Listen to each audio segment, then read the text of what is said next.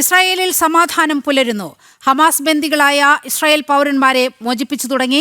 ആദ്യഘട്ടത്തിൽ 7 ബന്ദികളെയാണ് മോചിപ്പിക്കുക. വിവിധ ഘട്ടങ്ങളായി 20 ബന്ദികളെ മോചിപ്പിക്കും. ഉറ്റവരെ സ്വീകരിക്കാൻ ബന്ധുക്കൾ അതിർത്തിയിലെത്തി. വിവരങ്ങളുമായി ഐസൺ ജോസ് ചേരുന്നുണ്ട്. ഐസൺ, ഒരു പുതുയുഗപ്പിറവി എന്നാണ് ഈ ബന്ദി കൈമാറ്റം വിശേഷിപ്പിക്കപ്പെടുന്നത്. വിവരങ്ങൾ.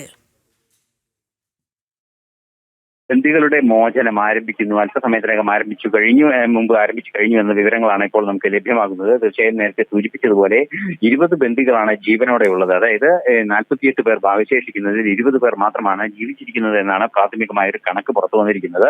അത്തരത്തിലെ ആ കണക്കുകളുടെ അടിസ്ഥാനത്തിൽ ആ 20 പേരുടെയും മോചനമാണ് ഇന്ന് നടക്കുക എന്നാണ് അറിയാൻ സാധിക്കുന്നത്. അതായത് 7 പേർ വീതം റെഡ് ക്രോസിന് കൈമാറുകയും റെഡ് ക്രോസ് അത് കൃത്യമായും ഇസ്രായേൽ സേനയെ അവരെ ഏൽപ്പിക്കുകയും ചെയ്യുമെന്നാണ് മനസ്സിലാക്കാൻ സാധിക്കുന്നത്. ഈ 20 പേർക്കും അടിയന്തര വൈദ്യസഹായം അനിവാര്യമാണ് എന്നതൊരു യാഥാർത്ഥ്യം തന്നെയാണ്. ഈ ഒരു പശ്ചാത്തലത്തിലാണ് റെഡ് ക്രോസിനെ ഏൽപ്പിച്ച് റെഡ് ക്രോസ് കൃത്യമായും അവരെ സൈന്യത്തിന് ഏൽപ്പിക്കുകയും ചെയ്യുന്നത്. തുടർന്ന് അവരുടെ ആരോഗ്യ പരിശോധനയും തുടർന്നുള്ള നടപടികളിലേക്ക് നീങ്ങും. അത്തരത്തിൽ തന്നെയായിരുന്നു നേരത്തെയും ബന്ദികളുടെ മോചനം നടന്നിരുന്നത്. സമാനമായി പാലസ്തീൻ യുദ്ധ തടവുകാരെയും മോചിപ്പിക്കുന്നതിനുള്ള നീക്കം ഉണ്ടാകുമെന്ന് അറിയാൻ സാധിക്കുന്നുണ്ട്. അത്തരത്തിലുള്ള നടപടികളും ഉണ്ടാകുമെന്നാണ് മനസ്സിലാക്കാൻ സാധിക്കുന്നത്. ആദ്യഘട്ടത്തിൽ 7 ബന്ദികളെയാണ് മോചിപ്പിക്കുന്നത്. ഇവരെ മോചിപ്പിച്ചു എന്നുള്ള വിവരങ്ങളാണ് പുറത്തു വന്നുകൊണ്ടിരിക്കുന്നത്.